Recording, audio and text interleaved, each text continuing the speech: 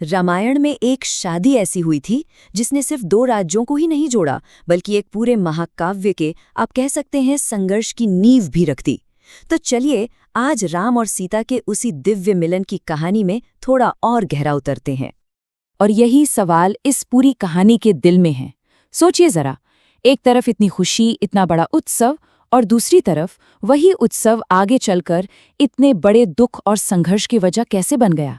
यही बात हमें रामायण की आप कह सकते हैं कि और भी गहरी और भी जटिल परतों तक ले जाती है। तो ये सब शुरू कहाँ से हुआ? देखिए, मजे की बात यह है कि कहानी की शुरुआत शादी से नहीं होती। नहीं, इसकी शुरुआत होती है एक खुशखबरी से जो अयोध्या पहुंचती है।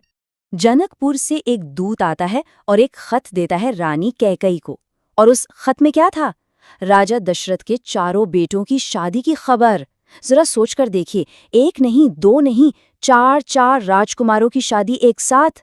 मतलब ये कोई मामूली बात नहीं थी, ये तो एक ऐतिहासिक मौका था। और जैसे ही ये खबर अयोध्या में फैली ना, बस पूछिए मत, पूरे राज्य में जश्न की लहर दौड़ गई। और यही कहानी में पहली बार टेंशन की एक हल्की सी लकीर दिखती है। एक तरफ तो रानी कैकई हैं जो अपने बेटों, खास तौर पे भरत की शादी की खबर सुनकर खुशी से फूले नहीं समा रही, लेकिन वहीं दूसरी तरफ है उनकी दासी मंथरा।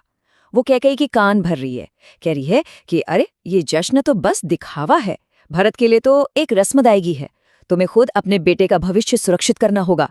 मतलब एक ही खबर और दो बिल्कुल अलग अलग रिएक्शन। और यहीं से आप कह सकते हैं भविष्य की कहानी की बुनियाद पड़नी शुरू हो गई थी। तो खबर तो फैल चुकी थी और अब बारी थी तैयारियों की।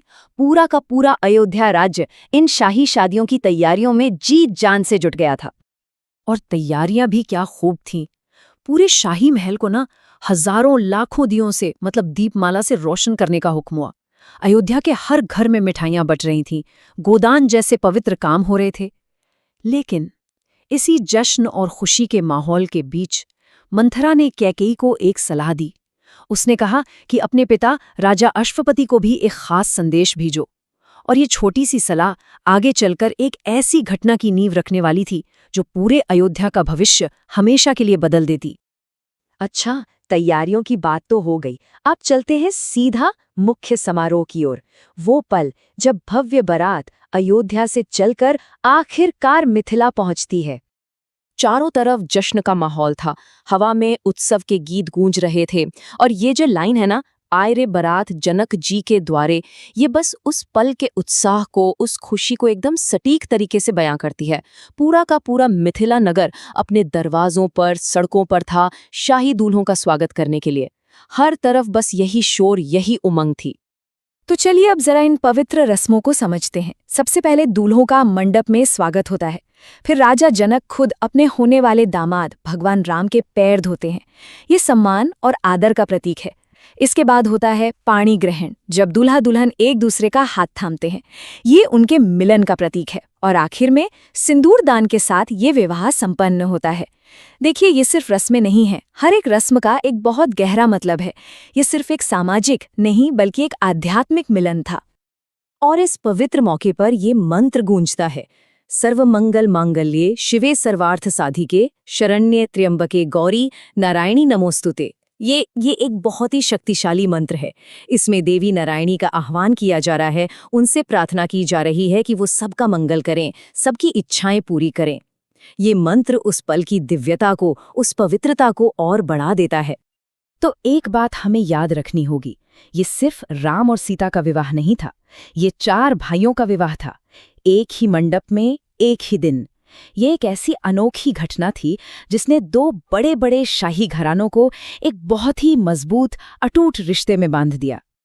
तो कौन थे ये चार शाही जोड़े? देखिए, राम के साथ सीता, लक्ष्मण के साथ उर्मिला, भरत के साथ मांडवी और शत्रुघ्न के साथ श्रुतकीर्ति। ये वो चार जोड़ियां थीं जिनकी किस्मतें अब हमेशा के लिए एक दूसरे से जुड़ चुकी थीं। और ये गठबंधन आने वाले वक्त में दोनों राज्यों के लिए बहुत अहम साबित होने वाला था। लेकिन हर जश्न के बाद एक पल ऐसा आता है जो खुशी और गम दोनों लेकर आता है। अब कहानी का रुख मुड़ता है विदाई की तरफ। वो पल जो शायद हर बेटी और उसके परिवार के लिए सबसे मुश्किल होता है।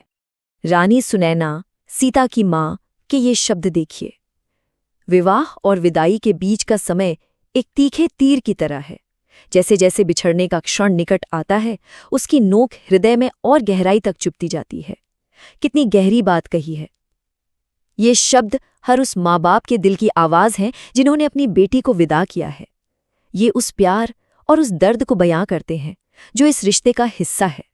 और सिर्फ रानी ही नहीं, ज्ञानी राजा जनक, जिन्हें विदेह कहा जाता था, मतलब जिन्हें सांसारिक मोह माया से कोई लेना देना नहीं था, वो भी अपनी बेटी के प्रेम में इतने भावुक हो गए कि उनका सारा ज्ञान, सारा संयम एक पल के लिए डगमगा गया। ये दिखाता है कि माँ बाप का प्यार कितना ताकतवर होता है कि वो बड़े से बड़े ज्ञानी को भी भावुक कर सकता है। और इसी भावुकता में राजा जनक राजा दशरथ से गुजारिश करते हैं। वो कहते हैं, मेरी सहायता कीजिए अयोध्यानाथ, इस सेवक पर एक उपकार करें और हमें कुछ और दिनों के लिए मिथिला में रहने की कृपा प्रदान करें। सोचिए, एक राजा दूसरे राजा से एक पिता की तरह अपनी बेटी को कुछ और दिन अपने पास रखने की गुहार लगा रहा है। कितना भावुक पल रहा होगा वो। तो आखिर में हम वापस उसी सवाल पर आके रुक जाते हैं कि क्या ये शानदार मिलन, ये खुशियों भरा विवाह जिसने दो ताकतवर राज्यों को एक अटूट रिश्ते में बांधा, क्या उसी ने अनजाने में भविष्य के उस बड़े संघर्ष की नींव भी रख दी थी? वो संघर्ष जिसने इतिहास को हमेशा हमेशा के लिए बदल दिया।